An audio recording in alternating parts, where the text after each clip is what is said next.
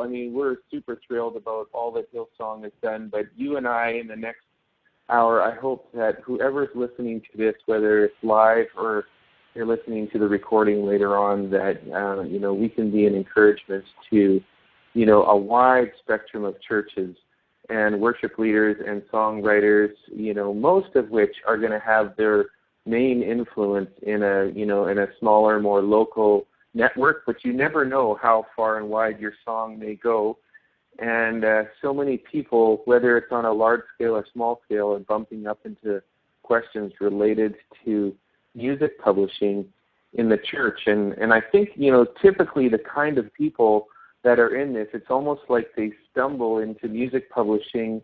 They never intended to go into it, per se, but by nature of being in the church and being a songwriter, suddenly all these people are writing songs, and then songs get shared around, and they find themselves tripping over all these questions that involve, legal, in the legal realm, and just, and I mean, it's kind of terrible to say, but if people stumble into these areas and they're uninformed, and then relationships can start to break down and people get frustrated or upset or, territorial or whatever it is, just because they don't know what to do, and what started as a very innocent, quest to just write songs for the church can end up in a kind of a precarious way. So I don't know if you've ever experienced, people getting into situations like that, but that's why I wanted to have this time together with you, so people who are writing songs and trying to encourage others to write songs in their churches or ministry networks can just get some information and knowledge and perspective on how to retain integrity about, what they're all about. So yeah, Steve, I think that's great. I'm sure you've experienced. Yeah, go ahead. Well, I was just going to back up what you said. One of the most prominent places that songs are being born out of is the church today, and we talk to people all the time that just have a passion for worship and a passion for their local church and moving forward with the songs that God is gifting them, and but sometimes the practicalities of promoting songs and looking after and stewarding songs can be confusing. And so that's why I love doing this webinar and other things that we've done, is because we are passionate about the local church and encouraging and inspiring the local church to do all that God's called it to do. And so I love that I can do this sort of thing, and we want to be as much of a resource and a help as we can to anyone in this world. So, exactly. For sure. And I think we should say, Steve, that you really come at this from like your core identity, even though I think you're not officially a pastor at Hillsong now, but that's where all of this No, I am. I still am. With you. You are a pastor now? I am. Yep. Okay, that's good, because I was just going to say that you're coming at this from a very sort of pastoral church ministry perspective. You're not just the outside industry music publisher of Hillsong, that you were leading worship with Darlene Jeck and, back in the day, and Reuben Morgan and all of that, and you were on the Hillsong videos and, albums and things like that. So you've really come from the inside, and then Hillsong kind of came into a position where they really needed someone to handle all of someone to give leadership to the whole ministry of the music and how far it was going out of Hillsong. That's exactly right.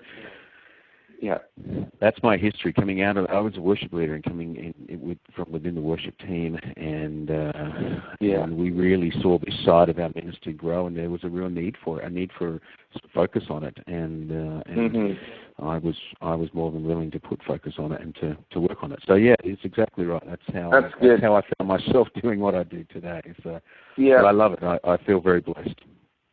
That's great. And I think another thing I just want to tell people, just for perspective, is Steve and I have actually developed a real friendship over the last 4 or 5 years, and I've been out to visit with him and his family. He was just in our home and stayed with us for a whole weekend and hung out with our kids and all that kind of stuff, and wife and friends.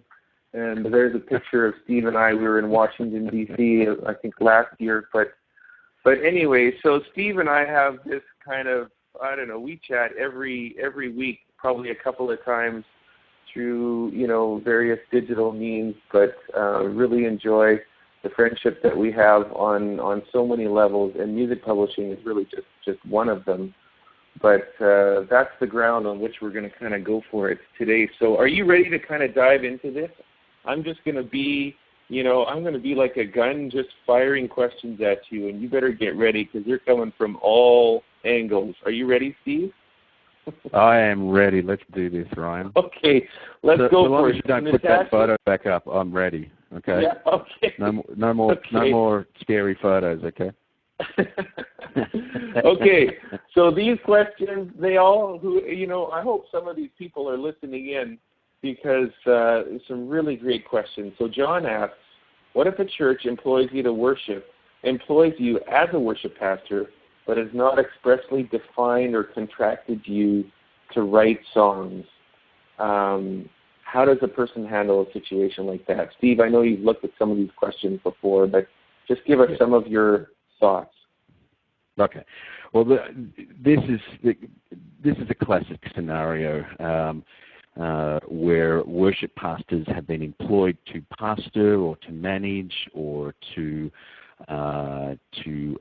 program services for the weekend, and that could include tasks of training and developing musicians and worship leaders and so forth.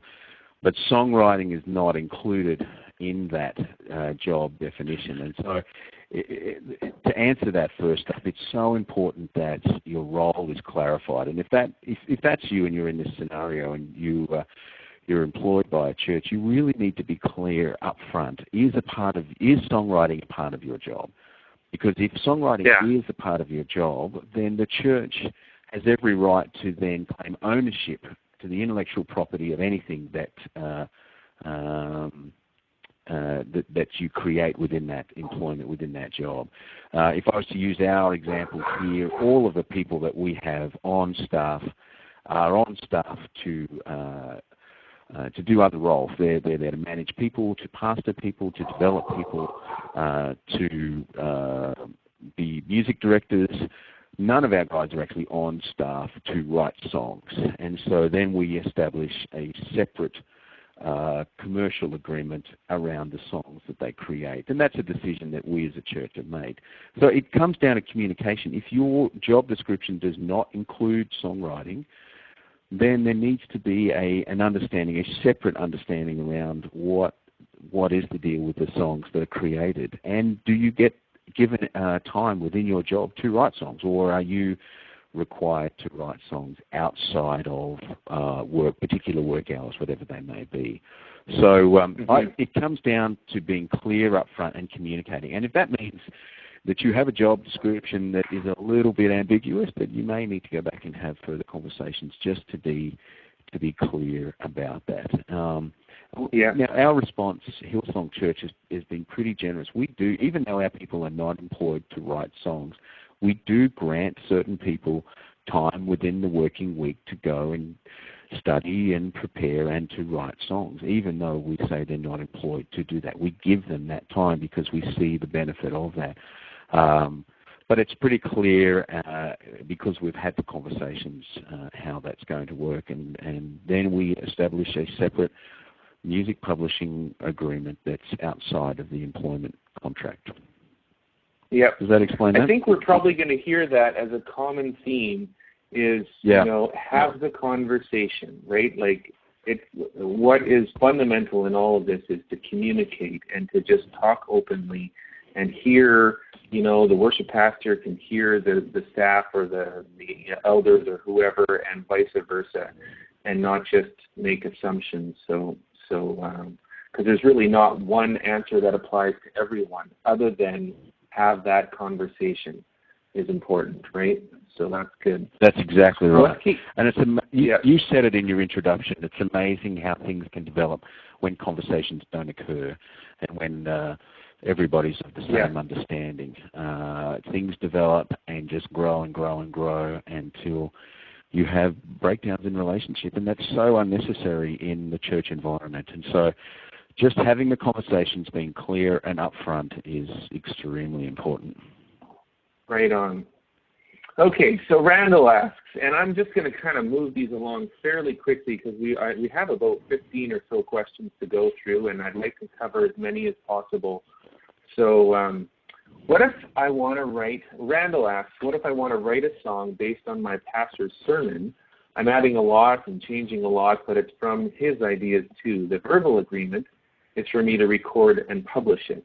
We have agreed to share everything 50-50. What kind of contract do I need, and how do I proceed? That's really into the nitty-gritty. Good.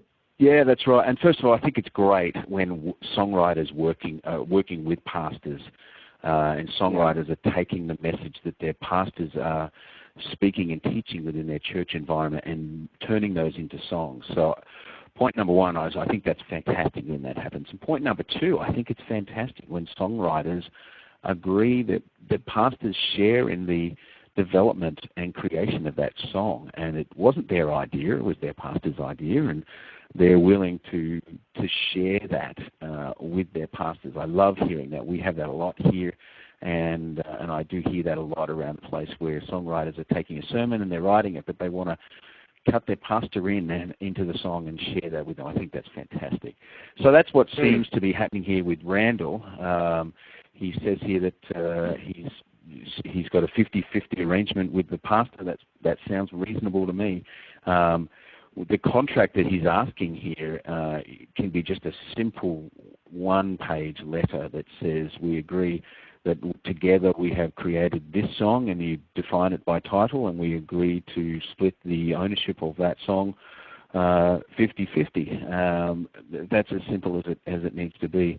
We have a one-page document that we ask our songwriters to sign just to agree on splits. So, and that could be just writer with writer. It could be writer with someone who's written lyrics, or it could be a writer with a pastor. And it's just a one-page document that defines the title. It could put the year, and then what the percentage agreed on between the two writers is.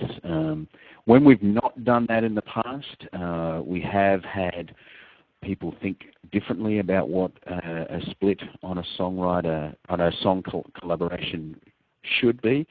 So always having it in writing with signatures on it like that is just a clean and easy way to do that. So Randall, if you're listening, that doesn't need to be anything too complicated, this particular contract. You just need to have something in writing that says the name of the song and the name of the pastor and yourself and what you've agreed on. But from what you've shown here in your question, I think you've done it the best way possible. So yes. So well done. And we're going to talk a little bit further on. People will have questions about, what is it, 80-20 or 90-10 or 50-50? How do you know? We'll get to that in a little bit. But what I'm hearing you say is it sounds like it doesn't necessarily need to be a $500 an hour lawyer and big meetings in corporate buildings. You can draw up a simple, intelligent one page that, lays it out. Does that seem to be enough, or, is that what you're suggesting? No, there are times when it's important to get the proper advice and to bring in legal advice. Absolutely. This is not one of those times. You just need a document that states the facts. And as I said, when it comes to co-writing and collaboration and how to split that, there are some rules, but there is a lot of flexibility in that, and we'll probably get into that with some of the other questions. But I think in this scenario, especially if you've got a key concept, if the song is based around a key concept that your pastor has spoken and preached in church, and you've taken that concept and developed a song around it, obviously you as the songwriter has brought a level of skill in your songwriting to that song. But the concept came to you because of your pastor, and I think there's great. I think there's great blessing in honouring that and honouring the pastor that has spoken that message, honouring the development of and study that the pastor went through to bring that message to the church and bring that concept and thought or whatever it may be. So that's why I think a 50-50 split there is reasonable. There are different times that I think a different split is also reasonable, and we can get into that. But I think in this scenario, without having all the details, I think that is great. And I've done exactly the same thing with some of our songwriters who have taken concepts from sermons and have wanted to split it that exact way. And I think that's honouring both people, both parties in the development of that song. Yeah. Good.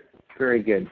Okay, so Jason asks, how does one gain a publishing, perhaps a publishing deal is what you meant, say through our church or personally?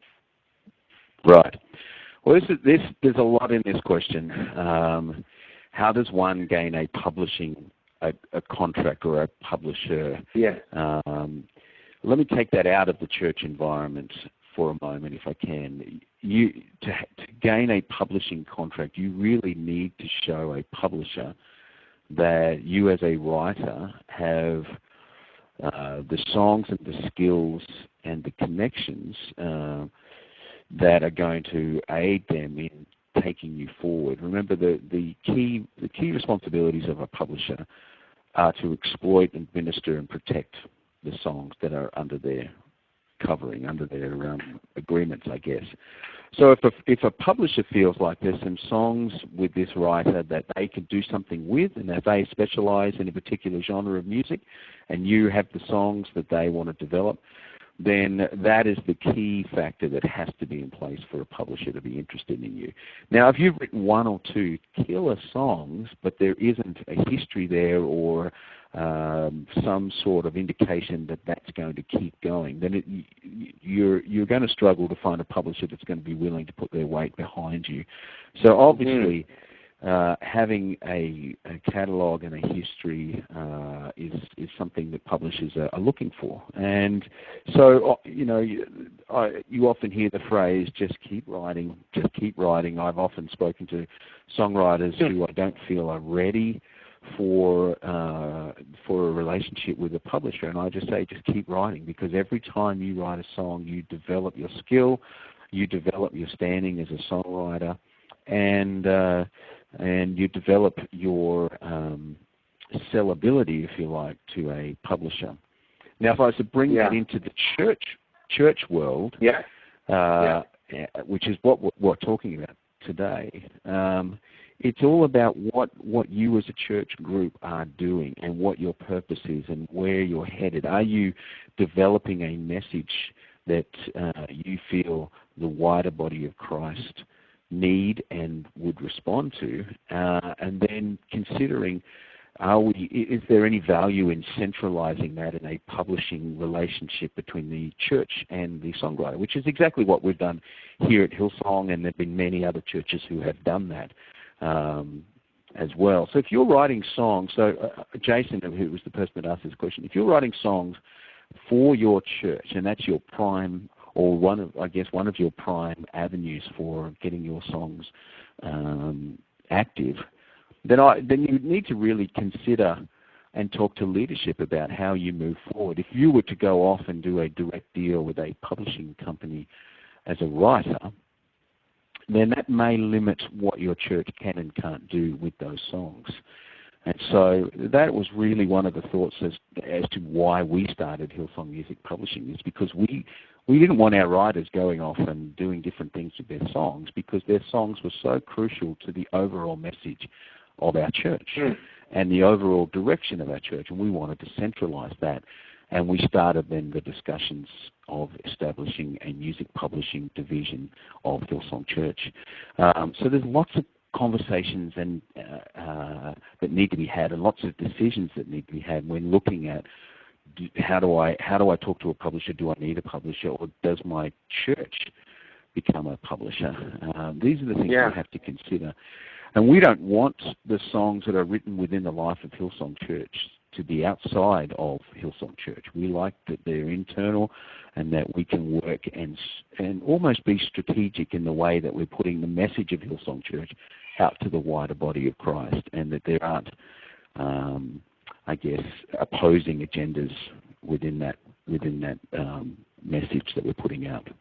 So I hope that helps you, Jason. So Martin is asking what makes up a good publisher. What characteristics do you think people should be looking for if they're, looking for a good publisher?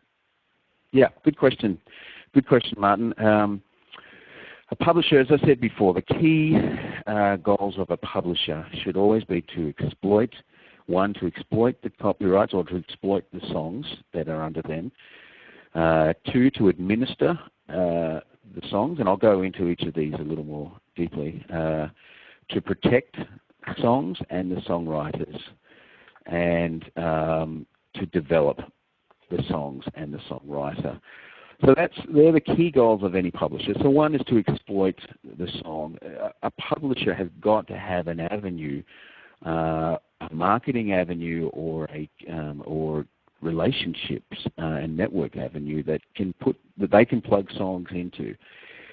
If you're talking to a publisher and they just don't have those relationships to artists or record companies, or even if you're talking about in the worship world, in the church world, are they focused on how they're going to promote the songs and let the wider body of Christ know about the songs that you're writing? Then I would question whether or not they're really functioning as a publisher. There really needs to be that arm. Now, there are publishers who are more focused on the administration side than on the promotion side, and they provide a great service.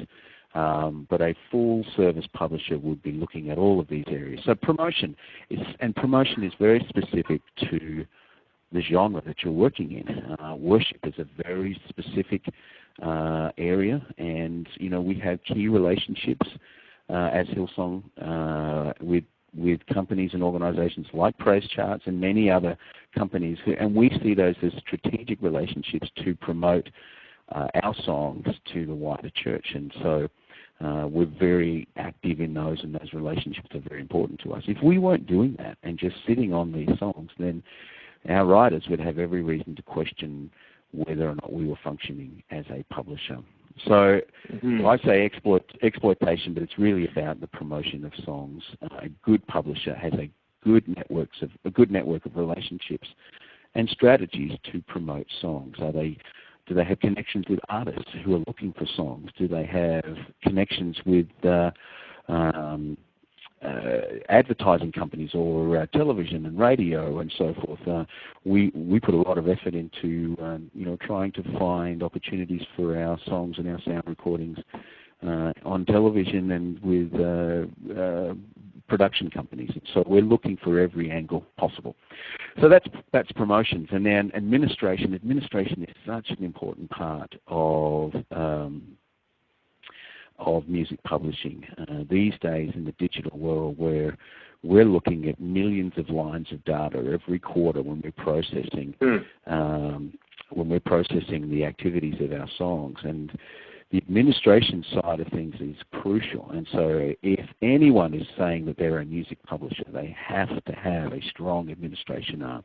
They have to be connected with the PROs, and PROs are performing rights organizations around the world. So if you're in America right now, that would be companies like ASCAP, BMI, and CSAC. And in Australia, that is a company called APRA and AMCOS. And in the UK, PRS and MCPS. And there are companies, PRO organizations in every nation of the world. And publishers have to have good working relationships with these organizations. And in our world, CCLI is obviously very important to what we do. And my team are talking to all of those organizations on a daily basis to make sure our data is fed into their system correctly and that everyone's data matches up. And then when you come into the financial side of music publishing and the processing of royalties and ensuring that our writers are being fairly remunerated for their works wherever they may be, and the works the financial royalties are being processed properly, there's a lot of work that goes into that. And so to say you're a publisher and not consider how you're going to work with your administration is problematic, to say the least. So, it's extremely Steve, important. I was just hearing you say, Steve, millions of lines of data. That's a big spreadsheet.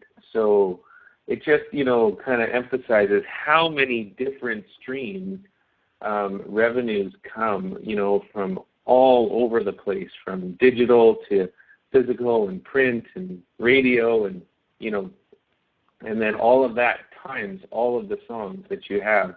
It could potentially be a massive mess if it wasn't properly organized. And so that's exactly the creative right. Side. Yeah. That's exactly right. I mean, in the day and age of YouTube and Spotify, just to use two examples, the music that is consumed, but every quarter, we process and pay our writers every quarter. Some publishers do it every 6 months, but every quarter, we're processing tiny, tiny amounts of money, sometimes 1 cent from each of these places every quarter. And so we have to have a system in place that can receive that, process that, know who to split that up for and to, and also check for errors and check that, if we're receiving royalties for a song that's on a particular album, and we want to make sure that every song has been paid the same, and that if it's a sale-based royalty, it's important that these processes are checked and amounts are checked, and so it's an arduous task for my guys to process. And that's just for our our songs in our world, and we have clients that we administer for, and we do all of that for them. But there are definitely some of the larger music publishers have. I think Universal Music Publishing have 1 million plus songs that they work with, and so they have a much greater task. But just in our world, this is an extremely important part that we've had to invest a lot of money and a lot of time into, making sure that we're servicing our songwriters and clients the best we possibly can. So definitely something that needs to be considered and not overlooked in this day and age, is the administration. Yeah. The thing is, and this leads into this next question here, is I'm thinking most churches never really set out to become, a music publishing, like revenue generating business, kind of quote unquote. And yet then, when the money starts coming in, say a few of the songs get around and get onto radio or whatever it is happens. So Deborah is asking, they're currently dreaming up different ways to use the income that comes from songs in a really kingdom-focused way, in a way that honors the songwriters but is also generous. I really appreciate this perspective. So she says, we'd love to learn from current models. Have you heard of some interesting models of how to spend the income from the songs? Yeah, the one that comes to mind straight away that some people might be familiar with was compassion art. And that was established by Martin Smith, who people would know from Delirious. And he got a whole bunch of songwriters together, including some of our guys, and asked them all to waive 100% of the income derived from the songs they were going to write together, and 100% of the royalties derived from those songs went to a handful of charities. And that was a tremendous project on his part, and he, all the songwriters waived all of the royalties, and the money was focused in a particular area. That's just one example. I know a lot of our guys, and I know a lot of other songwriters as well, who may take a particular song and say, I'm donating 100% of the royalties from this song to this particular cause. We've done that for different things over here. As well, where we've had local disasters here in Australia, and our guys have gotten together and have written a song, we've released a song, and we have donated 100% of any money coming from that song to a particular disaster relief effort. But I guess, so it just really comes down to you as a church, or you as a group, and you as songwriters sitting down and saying, what do we want to do here? And everyone being on board. And that's the key thing, is that everybody's got to be on board. Generosity is a wonderful thing, but if people aren't on board and you've been generous with somebody else's money, that can definitely cause difficulty. So if everyone's together, we're heading in the same direction, there's nothing you can't do, And so obviously with our relationship with our songwriters, many of our songwriters are doing wonderful things with the royalties that they are earning from their songs. I know that many of our guys, or a couple of our guys, have established an orphanage, or they've donated money to particular efforts around the world. They're being extremely generous with their money, and that's with their share. And then for the share that we as a publisher and as a church are retaining, that goes towards developing ministry efforts that we have here in Sydney, Australia, and around the world. So as much as we're acting and thinking like a business, 100% of the profits that are coming from our side of the publishing relationship we have with our songwriters goes back into ministry. So we don't pay stockholders and we're a church. That's what we do. And so if we happen to profit from our commercial efforts, that money just goes straight back into the ministry of Hillsong Church. And so that's as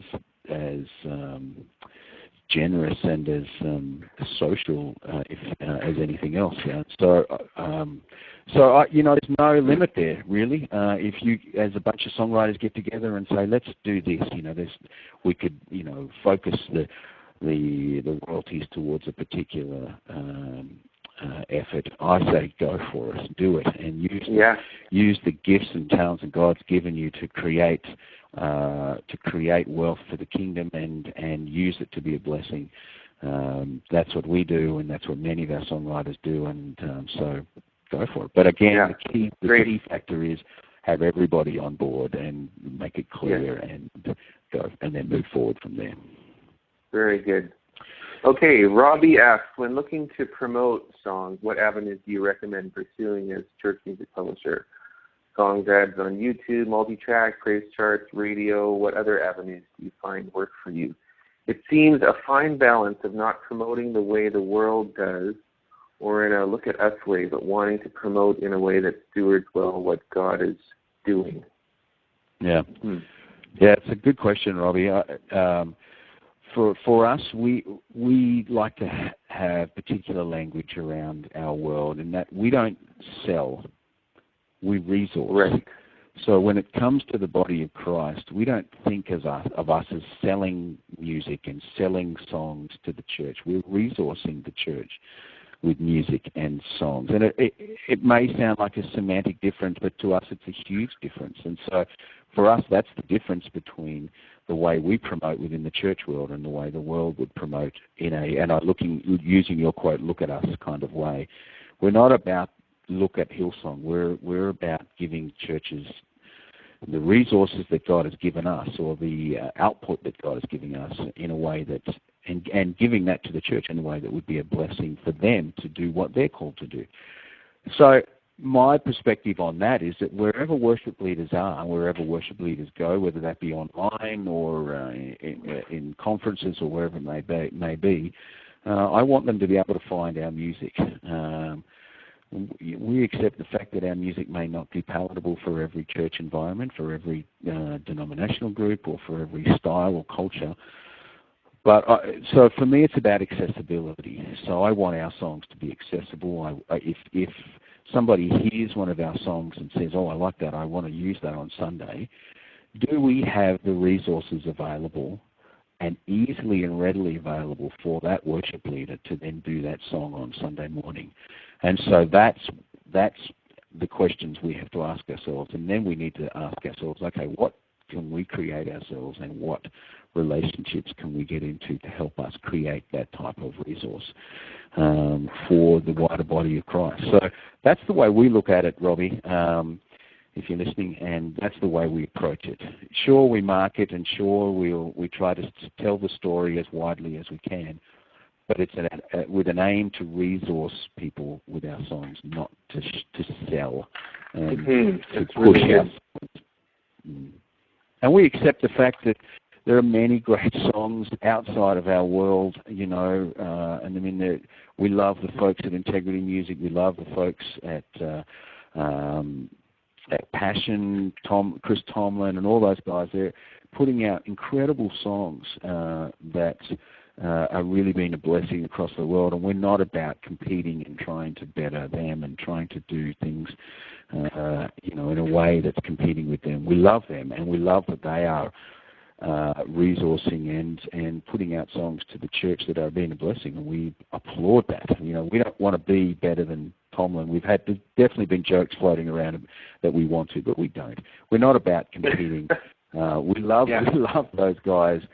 We just want to be the best Hillsong. We want to be the best at what God's called us to be, and we want, if we feel like God's really put His hand on a song or an album or us as a ministry, then we'll use the relationships that we have to help tell that story. Yeah.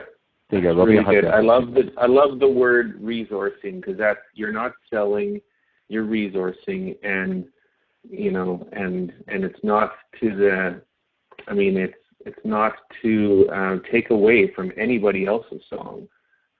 It's not a competitive world like that, or it certainly doesn't have to be that, and so I appreciate that. So Paul asks, how do I go about putting words of an old hymn to new music? How do I find if the hymn is public domain? Steve? Did I lose you? Oh, I think I might have. I don't hear him. I'm back. Oh, okay. So you lost me for a little bit there, but I'm back. You might have to ask that question again. That's all right. Paul's just asking about writing words of an old hymn to new music, and how do you find out if a hymn is public domain? Good question, Paul. And I like, Ryan, that you put CCLI there, because I would answer that in exactly the same way. CCLI have a very good resource on their website listing public domain songs, and particularly in Song Select they have a whole list of public domain works. So you could go in there and confirm that a work is public domain. Now, if you're going to take the words of an old hymn and put it to new music, the copyright law around the world says that the copyright in that original hymn no longer exists, and therefore, as an arrangement of that old hymn, this new version would then, the ownership of this new version of that hymn would then transfer to you, Paul, or to whoever may be doing it. Mm-hmm. But it's really important that you confirm that the work is in public domain and is in public domain across the world. We had a recent situation where our guys had taken a hymn and used the lyrics in that hymn, assuming that the hymn was in public domain, when we found out it was in public domain in half of the world, but in some other territories across the world it wasn't. And so we had to then go and just find the other publisher of the hymn that was in copyright and negotiate to work that out and work the use of that lyric out. I'll let people guess what song that might be, but it's really important that you find out what the status of that hymn is in all territories of the world, because that can come back to bite you. Probably the biggest hymns you would need to know that are not public domain is Great Is Thy Faithfulness and How Great Thou Art. Those are two songs that feel like hymns, but they're not. And other ones, CCLI, and you could probably just Google. There are databases online of songs that are public domain, and it's also important that you make your arrangement sourced from a public domain. You don't want to do an arrangement of a public domain song, because any arrangements of public domain songs then become copyrighted. They're just like a copyrighted song. So right. You got to start from the source, which is a public domain source. That's right. So, that's a good point, right? Because if you do an arrangement of an arrangement, the law says that your second arrangement of that arrangement would be owned by the arranger, the original arranger of that hymn, because there's an ownership in their arrangement. So there are potential dangers there that you do need to be careful of. So it's a really good point. Let's just talk quickly about translations. How do you handle translations? And I know you have a lot of those happening in your world of Hillsong. How do you publish those? Yeah, we do. We find translation to be a really important part of our ministry. Obviously, only a part of the world is English speaking. The rest are speaking other languages, and so to continue forward with our vision to touch the kingdom of God across the world, translations are important, and we have translations groups working across the world with our songs, mostly centered in our local churches in different parts of the world. But translations is like an arrangement in that if you were to take do an arrangement of a song in public domain, i.e. Amazing Grace, there's no ownership. In fact, ownership starts again and the copyright starts again. But when you're working with songs that are in copyright, the arrangement and or translation would then be owned by the owner of the initial work. So in this case, the work in English. And the law says in most countries of the world, if not in all countries of the world, that permission needs to be granted in order to do an arrangement or a translation of a work. So the first thing you have to do is gain permission. If the song you're wanting to translate is in copyright, it's important that you gain permission from the publisher or the writer of that song. And then they would want to make sure they work with you to understand that the song has been translated appropriately. We've had many difficult situations in the past where translations, we feel, didn't really communicate what the song said in English, and so we've had to work with translators to find the best way to say that song in that language. Yeah. Now, in times gone past, we have entered into arrangements or agreements with translators where we have paid them a royalty for their work, and in times we've also had arrangements where we're not paying for translations, and so it just depends on the situation. If it's really a commercial situation where the song or the translation is to be sold on an album or in a music book or in whatever format, then it's important to consider how you're going to be remunerating or appropriately dealing with that translator. And so when we have that situation where we've gone out and commissioned translators to translate songs for us for the purpose of those songs being on a resource or a recording or a book in some way, then we've entered into some sort of agreement with them around that. Either we've paid them up front or we've agreed on a royalty. And so that's important to do, even though the ownership of that translation rests with the writer and or the publisher. I just think that's an appropriate way to deal with that. Makes sense. Okay, this is interesting here. Joan is asking, how do you split royalties with the band? Say you're in a live worship and you go off on a spontaneous moment which develops into a song. Does each band member get a cut in the song? Do they all get 4 cents of the 27 cents that could potentially come in? I'm sorry, I'm kind of being joking there, but... Well, I mean, there's lots of ways you can deal with this. I mean, one, you could say, okay, here we are, it's a spontaneous moment. We've had this exact situation come up. It's a spontaneous moment, who contributed what to this piece of music. I guess the worship leader started to sing something in the spirit, and I guess you could put that to say the worship leader maybe contribute a little more than what the drummer did and what the bass player did. You could get into those sort of discussions, which are always going to be complicated no matter what. So in this scenario, we've always split it evenly. When we've had everyone on stage and we've had a spontaneous moment that has ended on a recording, we've split it evenly, or we've had scenarios where we've just said it's a non-royalty bearing work, and therefore not to be calculated as a song or as a royalty bearing song on the album. So you could go about it 2 ways. You could just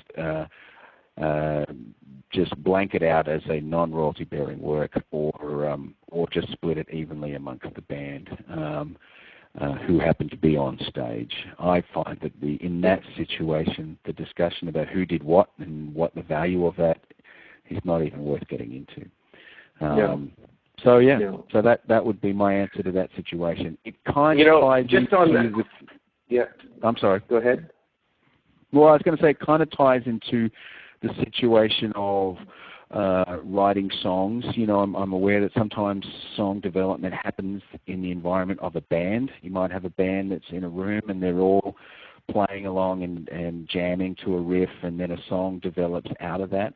I think it's important to consider that. If that's how a song develops and you've got everybody in the room and everybody's throwing musical ideas, then everyone is a contributor to that song and needs to be considered. If you're talking about the recording of a spontaneous moment, I think that's a little bit different. But if there's a song that actually comes out of this, then I think everybody in the room needs to be considered exactly the same way. And so we've had to do that as well. And that can get a little bit confusing, I guess, and technical. But, sometimes songs develop like that. Sometimes they're just not one person sitting down with a notebook. Sometimes you really need to be in a room with a band and develop this, and a song develops that way. Yeah, I just wanted to throw out my own, preference. And I'm not a big songwriter, but I do believe in the idea of deferring more often than not towards even splits and not getting into, massive post-analysis of, who contributed 3% more or 3% less. And I have seen major songwriters, I've heard from major songwriters, like actually Jason Ingram was one guy that I listened to a seminar of him, and he's like, if there's three of us in the room and, the song is 33, 33, 33, and we're all in the room contributing to that song, whether the lyric, a little more came from one or the other, it just can get quite precarious when you have to start saying, well, I was a little bit more, and, don't you think, Steve? I mean, you just want to think about what protects relationships too, right? No, that's exactly right. And every situation is going to be different. If you've got a bunch of people in the room and everyone's working towards developing a song, the best and cleanest way to do that is even splits. If you feel like you're in the room and you contributed more, and you feel strongly about bringing that to everyone and saying, well, hey guys, I felt like I did X, Y, Z, and you guys did less. You got to understand how that's going to affect the dynamic of that working relationship with the other songwriters, and it's always going to be a little bit, you kind of have to pick your battles and pick your fights, and as to how, not that it has to be a fight, but pick the conversations you're going to have. Having said that, I've had situations where I've had three people in the room, and everyone felt like it was necessary and appropriate to have even splits. And then I've had one songwriter come to me and say, hey, I had 95% of that song sitting in my diary for 12 months or sitting in my notebook for 12 months, and then I walked into the room and person one and person two added a line or two each, and then that was the whole song. But I had really the whole song. And I've kind of, in that situation, it felt like, well, if you had most of the song already done and the other people in the room just contributed a word or two or a line or two, I think it's a little rich in that scenario to just say even splits. But that's been very, very rare. And most of the time when I've, on behalf of that other writer, gone to the other guys in the room and said, hey, is this what happened? They've gone, oh, yeah, absolutely, it was their song. We just contributed a little bit. So that happens every now and again, but most of the time you've got to think about the relationship, think about what the creative process too. That has to, everyone has to feel free to contribute and work together on a song. And so I would 100% agree with, if you can start with even splits, depending on the amount of people in the room, and then work from there and try to be open and honest. And sometimes you need to bring in a third party who's not a writer in the room that can kind of help the conversations happen. So, definitely. So that's really good. go ahead. No, go. You're right. No, you're on. You're right. Okay, so I'm just watching in the chat, and a few people are just commenting. Chris is like, this is gold, and it really is gold, because what we're saying is it's relationship first, and that, we need to be the church, be the body, and approach with humility. And another perspective I just wanted to throw in here is, don't just focus in on who was the exact split on this song. Consider yourself a songwriter who is writing perhaps multiple songs with multiple people, or maybe the same person over many songs, and you might be a little more on one and a little less on the other, but the relationship feels like it could be so much more, sustained if you don't have that, I need to press for my, final 2% on every single song as an entity, and rather go with the flow. I don't mean like don't take it seriously, but I just mean that there's an ebb and flow to different songs, right? And so I think it's that's exactly right to have. Yeah. That's very good. So John, you need to look beyond that very song, that very moment. That's and right. I can't tell you how many times where I've had situations where songwriters have given away what they thought was rightfully theirs purely just because they wanted to develop a relationship, and the relationship was far greater, and God's blessed that generosity and that graciousness, I guess, to let that go. Yeah. And they've gone on to write much, much greater songs together. And you think, well, if they had fought for their 5% or their 10% or whatever, maybe that relationship wouldn't have been as strong, and maybe this song would never have come about. And I've seen that time and time again, so I would highly agree with what you just said, man. Very well said. Yeah. Well, tell us about, John is asking how major Christian music publishers treat their songwriters as far as what is the split that they do. What's typical percentage that happens in the Christian music industry? Yeah. John, if you're listening, this is a difficult one, and I really don't want to get into specific percentages that different publishers use or that we may use or that are appropriate, because there are so many circumstances or subjective situations within a relationship between a writer and a publisher that would determine what percentages are negotiated in a publishing agreement. So unfortunately, I can't give you specific answers around that. However, I will say that, generally the writer-publisher split starts at 50%. 50% publisher, 50% writer. And then things are negotiated from that. And different scenarios are worked out based on the relationship, the history, the strength of the publisher, the services that the publisher will be supplying to the writer. There's so many things that are included here. So it would be unfair for me to give you a ballpark as to how that works and what specific percentages are, but that's kind of where it would start. Yeah, fair enough. Yeah. Fair enough. Martin asks, I have a plan to start a group of writers of approximately 10 people that are connected as one legal person. That group is connected to the local church and serving the church by writing songs. The church is facilitating as much as possible to use the songs and publish them. The payback model is 50% for the group, 50% for the church of all the money that is received. In the group itself, it's 50% for the writer and 50% for the rest of the group. Is this a workable and sustainable solution for a small church in Europe? What are the downsides for an approach like this? Well, this person's not leaving any question. He's telling you like it is. So what do you think, Steve? Yeah, well, I looked at this question, Ryan, and first I was confused. I mean, you've got a model here that's 50% for the group, 50% for the church.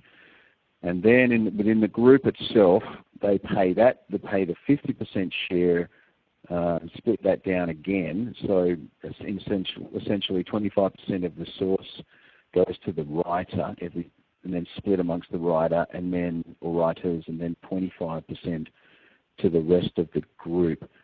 I'm a little confused as to what that situation is.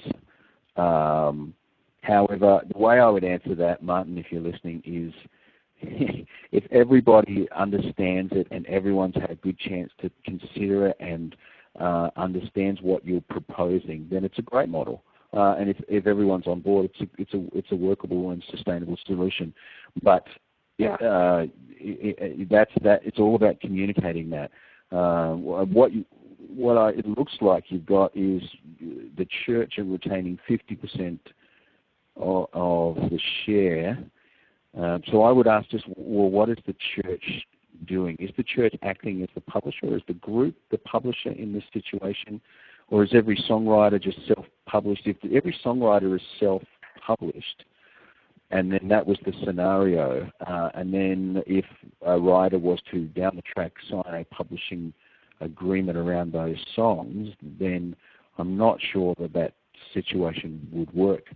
And a publisher would be challenged to enter into that scenario with that sort of split. So, to be honest, I'm a little confused as to what the situation is there. Perhaps if you wanted to reach out to me separately.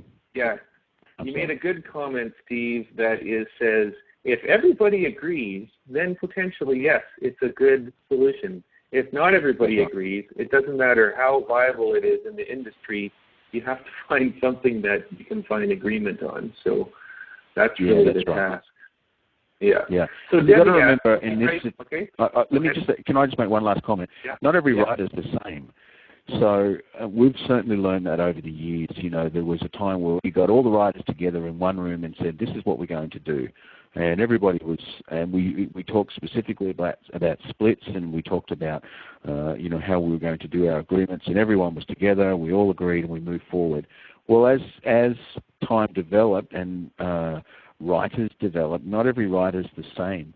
So you need to kind of consider where you're at. There may come a time where you need to treat writers uniquely for who they are, for their history, for the amount of songs that they write. So I would just flag that as a thought as well. It's one thing to treat every writer the same at a certain point of your history, but somewhere down the track you're going to have to consider every writer by their own merit. Very good. Okay, so ready for the last question because we're at the end of the hour. And before I ask the last question, I just have to make a comment about this picture. It's kind of special to me because I have been to Hillsong Church just once, Steve, many years ago, and I actually sat right in the seat. I can just tell from the vantage point of the stage that this is where I sat that Sunday morning. So it's kind of like a familiar scene, and you can see all the people. It's just a beautiful worship setting, church that you guys have, especially with everyone all in there together. It must be so awesome when that place fills up with the sound of worship, hey? Yeah, it is incredible. It is amazing. I love it when you get a large group of believers together, and no matter where we meet, whether it's in one of our buildings or another building, and when we all get together, it's fantastic. I look at that picture there. I love our church, and I love when we all get together like that. So yeah, that's cool. Yeah. That's beautiful. Okay, so last question. Debbie Ann asks, we write a lot of songs for our church. How do you know which songs deserve a life outside our four walls for the greater church and the world? That's a good question. Yeah, that's a good question, Debbie Ann. And if Debbie Ann is the Debbie Ann that I know, she used to be a part of our world here at Hillsong Church, and her and her husband moved away. So hi, Debbie Ann, if you're listening. That I would say, for us and for anyone, the best people to determine which songs are really going to work outside of your world are your own church. I mean, they know. I mean, it's not me or our creative team leadership or even Pastor Brian sometimes, who know what songs are really going to have great impact. It's our church. Our church will respond to songs, and their passionate worship will tell us, oh, that's a song that's really going to have impact. And that's a song that we really need to consider how we get out to the wider body of Christ. So I would firstly definitely use the measurement stick of your own church as to how they respond. And then we listen to as much feedback as we can outside of our own congregation, because as good as our congregation are, they are, I guess, culturally limited by where they are geographically. We've got here in Sydney, we've got mostly Australians, and I guess there are people visiting from across the world here in Sydney, but we're all here located in Sydney, and we're not going to know what songs are going to cross cultural and geographic boundaries. So we will listen to as much feedback from the people in our world. We have great relationships across the world, and people will tell us which songs are really going to do well outside of the four walls of Hillsong Church. And I tell you, I am sometimes fascinated how some songs will just be really well received in a particular part of the world that had a certain level of, I guess, connection here at Hillsong Church, but was never a big song. But they are, when they go to a particular part of the world, especially throughout Europe, I'm amazed that songs that were never really huge songs here in Sydney have been really well received in different parts of the world. So I guess building that network of people who are going to help you understand how particular songs will be received in particular parts of the church and particular parts of the world. And so we definitely have those relationships. I guess we're at a place now where we have people in France and in Germany and in Stockholm and in Russia who are going to say, oh, these songs are going to really work in this part of the world, and we'll work around that based on their opinion. So, yeah, I would definitely recommend building that relationships as widely as you can. People in ministry, people within your church that are going to help you understand what songs are going to really take off outside of your own church. So I would just want to ask you, when you first heard the song Ocean, did you think it was going to go as far and wide as it did, or what was your opinion of that song the first time you heard it? I got to be careful. I don't want any of our songwriters to hear me. I know. Well, just come on, a little honesty, because I think it's okay. Just say it. No, I got to admit, when I first heard Oceans, when the guys came out of the studio where they were workshopping songs, and I heard it, it was a great song. I mean, melodically, it's really great. Lyrics are great. I mean, they do really talk about faith, and it's. I love the concept of stepping out of the water and where my trust is without borders. They're just great lyrical pictures. But to me, it was never great. I never thought it would be a great congregational song. It's a difficult song to sing.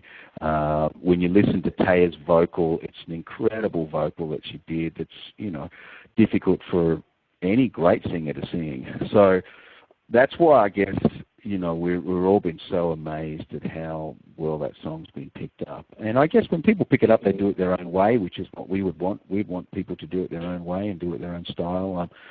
But yeah, it does break the mold. We didn't think that one would be as congregationally friendly as it seems to have been across the world. So yes, there you go. Yeah. And any of the songwriters, if you're listening, I'm sorry. I love that song. It's my favorite song ever. Well, I said that I knew what the answer was going to be because you told me this before, and I just think it's a good, because it serves to say this. This is what I believe, is that probably your favorite song is not going to be that one that has the greatest reach around the world. It's just how it goes, that there's another voice out there. The masses, the world, the song that everyone likes isn't necessarily what you think it is going to be. It's just the way, I mean, we find this in PraiseCharts all the time. I'll come across a song and I'll think it's amazing. And, and then it'll be another song that really takes off. And it's just how it goes, so. Yeah. So, yeah, and you can't be offended at that. We as Hillsong can't be offended if particular churches drawn towards songs that we didn't think they would be drawn towards. Every church is different, every culture is different, and we just have to work with that and accept that, and we do. We're happy for that to occur. So go with the flow, I say. Well, this has been really great, very practical. We went through tons of questions, and we're a little bit over time, but I think it was worth it. And some people are just asking already if this is going to be available for viewing later. And yes, it'll be in YouTube tomorrow morning. we put all of our webinars on the PraiseCharts YouTube channel, and then we put them into PraiseCharts on the website as well. So if you want anyone to listen, or your worship team, or your pastor, or your elders, whoever, to just have perspective. And I think, themes that I just want to bring out is relationships, trump the purpose of the church, and just, let's protect relationships and not try and, bring all the attention to just our individual selves. Let's really serve the greater purpose of the body and the church. That's how we need to be set apart as church-based songwriters. And I think, Steve, as successful as you guys have been as a church, you have always been a church as your first priority. I hear that all the time from you. You're not a music publishing empire. You guys are a church that happens to have, a particular gifting and anointing in music, but your priority is to be a church. And that's something everyone listening can just hear that, right, Steve? Don't you think it's a good focus? Like, be the church, serve your church, serve your people, and let the Lord, bring the increase. So I just want to leave that as focus. And I appreciate you saying that, Ryan, but that's exactly right. We'll always be a church first, and anything that serves the purpose of Hillsong Church will always have that as its key goal, and its key objective is to be a church and to serve the wider body of Christ. And we create entities like our publishing entity and our label entity really to serve the main focus of Hillsong Church, and that is to reach the world for Christ and to build and champion the local church, whether it be our church or your church or anybody else's church. So that will always be heard. Right on. Absolutely. Right on. Cool. Okay, we did it. So what time is guys, it now? Is it 11 o'clock or Wednesday morning? 11:39 a.m. 11:39. Okay, it's almost lunchtime, Steve.